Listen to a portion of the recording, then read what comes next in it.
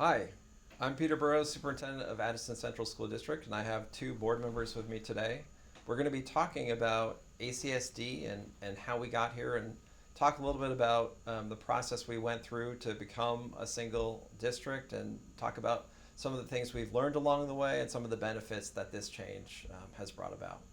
So Peter Conlin and Suzanne Buck, two of our board members, welcome. Thank you for having us.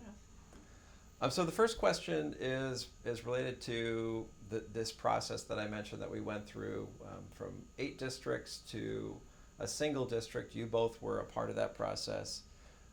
Can you describe kind of where we were and how we got to where we are today? Sure. So back then we were called the Addison Central Supervisory Union, and that included a school board for every school in every town. So 7 towns for each elementary school had a school board, and the high school and middle school had a school board. Then there was a supervisory union board made up of those board members. So it was a very complex organization that had over 50 board members involved. Sort of satellite to that was the Career Technical Center. And really, since the 70s, the idea of creating a unified district had been studied probably once every decade. And each time those studies recommended that, or really highlighted the positive changes that could come from a unified district and basically came out with a recommendation to do it. And I think that as time had gone on, the board members had become more and more comfortable with the idea of unification. So it was being talked about on a much more regular basis. There were a couple of state acts, Act 153 and I think 158, gave districts incentives to sort of study this. It didn't require that they do anything. And then all of a sudden Act 46 came along, and Act 46 provided some pretty significant financial incentives and policy incentives to become a unified district. The financial incentives were, tax rate breaks that would decline over a few years, the ability to keep some of the small school grant income for the district, and then the policy incentives were really more, if you don't do it on your terms, you'll probably have to do it anyway on the terms that the state provides. So we felt like we were a model that could be, that we were already talking about it. We already had a unified 7 through 12, so half of our kids were already in a unified district. It seemed like the next logical step. And the other thing that Act 46 did was actually provide a roadmap on how to get there. Right. So many of us went out and talked about the idea, but really the hard work came down to the committee that Suzanne was on, that came up with the charter and what the new district would look like. Yes, Suzanne, do you want to talk about that charter process and the kinds of things that the charter committee discussed? And There were a lot of things that the committee discussed, and a lot of things that ended up not being one of in the charter. We discussed such things as board representation and how we would have all of the different communities represented in what was a uniform community, so that all members would represent all students, no matter where you yourself as a member came from. So we talked about representation. We talked about the possibility of down the road, if school population continued to decrease, if we needed to close a school, how that process would look and how that could happen. So these were some really powerful conversations. They were hard conversations to make, and they still give us our guiding principles today. So It's probably important to point out that once the charter committee came up with their document, they had to have it reviewed and defended in front of the Agency of Education, the State Board of Education, and then it was really up to the board and supporters of unification to actually sell the concept to folks in the community. Every town got to vote on it on that town meeting day, and it passed, in most places 2-1, close to 3-1. I think in our narrowest community was still a 30%, a 30-point edge in favor of it. So it was embraced very enthusiastically. it was, and if by the rules and policies around unifying, if one community had voted it down, it would not happen. We'd have to start all over again. So we were, I think as a community and a group of people working on this, we were pleasantly surprised to see the overwhelming support for moving towards unification and the ultimate unification. To see it pass by such large numbers was even more gratifying, but that just meant that the amount of work, the community outreach that we had done really had hit with the voters, and they really understood the issues at that time. So this winter, there was conversation about the charter and understanding the charter, and a petition came forward to the board that the board reviewed and had, I think, a lot of deep conversation about. Can you talk about those two petition articles specifically? And I think one was around representation, and that would harken back to the work you did on the charter committee.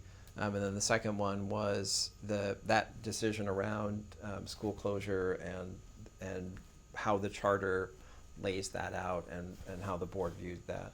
We'll take the school closure one because that's going to be a quicker answer. So we just, when we were setting up the charter, there were some on the committee that felt that it was really a disguise to close schools. The majority of us felt that we weren't there to close schools. We were actually trying to keep the schools open. So we embraced that a supermajority of the board would be needed to close any schools. So that there's a 13-member board, and that so it would need at least 10, if not more, to vote yes to close the school. But then if you go back to the representation piece, we looked at several models. Some of the models were to have each representative on the board, the unified board, represent just their town. But if you did that, then that town's population became a percentage of the whole. So then you might be looking at a town only having a quarter of a vote versus a whole vote, or 3/4 of a vote. So then we looked at the entire population of the district, and then we also talked about board size, and we were limited by the act that we were following, that we couldn't have any more than, I believe it was 18 on the board. And there were some that were like, oh, if you have 18, then you could always have tied votes. So they wanted to have an uneven number. So as we started pilfering our way down through the numbers and the total population, we ended up with 13, the largest reasoning around that. That was a workable number. And then we had to look at the representation and the numbers, and then divvy up based on overall population, which towns had how many representatives. The one thing that is very difficult for some to understand is that Middlebury has a much larger population because they have Middlebury College students here.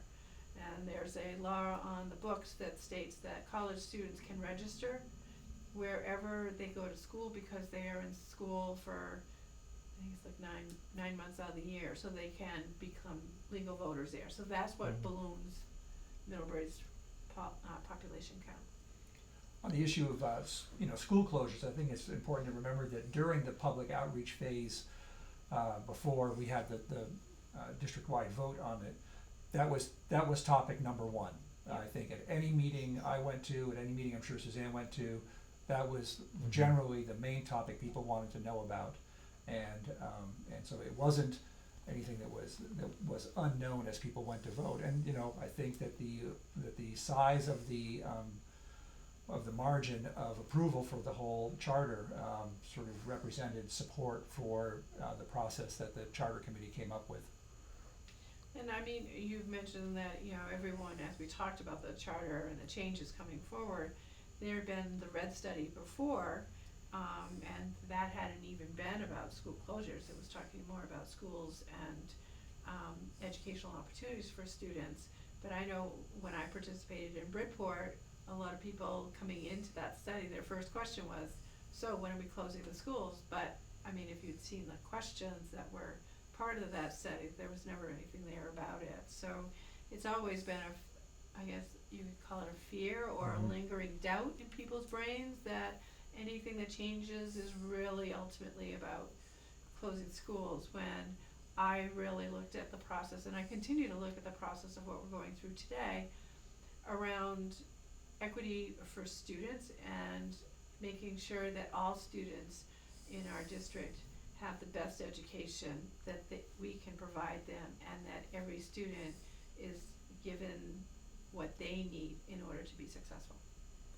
Yeah, and I think, as I reflect from my position, in working to move forward instructional initiatives and to support students and think about kind of the before and after, really, of what it's like to lead a supervisory union versus a school district.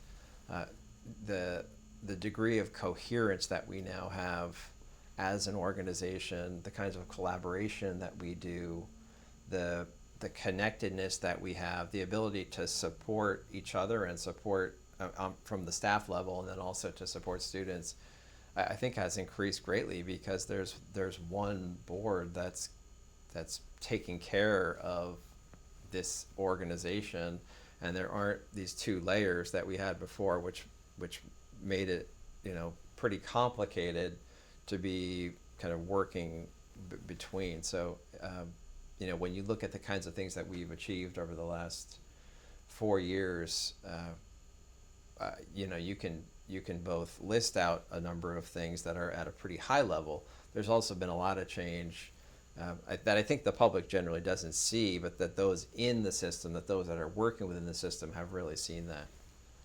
Well, I know from my observation, just as a board member, the first time that a unified board showed just how better we can govern the school system was with the introduction of International Baccalaureate. Under the old system, that would have required, basically a positive vote by 8 different, perhaps 9 different school boards, and it would have to wend its way through that whole complicated process. And I think that change in how we educate not only sort of brought the board together, brought the community together, but it's been really amazing to watch the way teachers and other educators talk to each other. There is clearly a common language, a common set of goals, and a common understanding of the kind of learners that we want to have across every grade and every school, and that just simply didn't exist previously. Mm-hmm. It's allowing for the kindergarten teachers to understand the breadth of the educational system, and where, if you're teaching reading, all the little minute steps all the way up to that of a high school English teacher, and vice versa. That high school teacher now has a very great knowledge of what goes on in kindergarten and where those kids start and the struggles that sometimes occur. And so being able to have those teams and meet and to collaborate together and to work together has just been really huge. I mean, it had been tried in the past, but hadn't always been as successful as I see it now.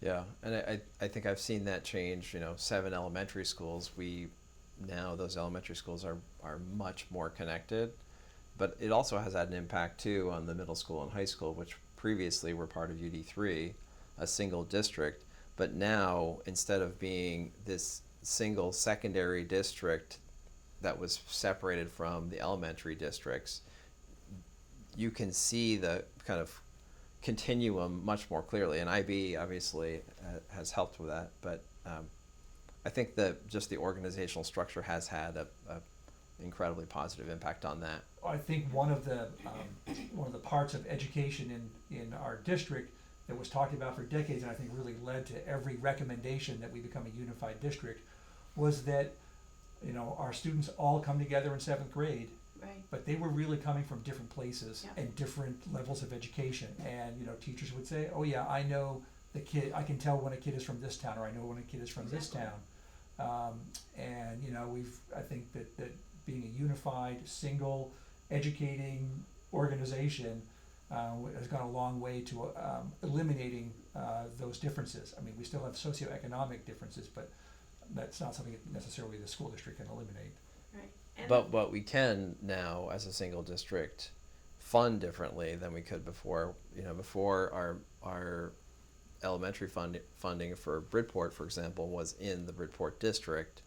We couldn't change anything in that. Now, as a single district, we can make decisions, you know, through that equity lens to put more funding in different places where there's more need. Yeah. And I feel that this strategic plan that is getting ready to kind of sunset, but will change and move on with the data that is required to fulfill that, and looking at the data and making sure that we're all looking at the same types of data, instead of like one school had this set of data and another school had this set of data. We're all looking at the same forms of data and using those to make appropriate decisions and educational decisions to move forwards. Yeah. Great. Well, thank you both for sharing the journey. Everybody out there, thank you.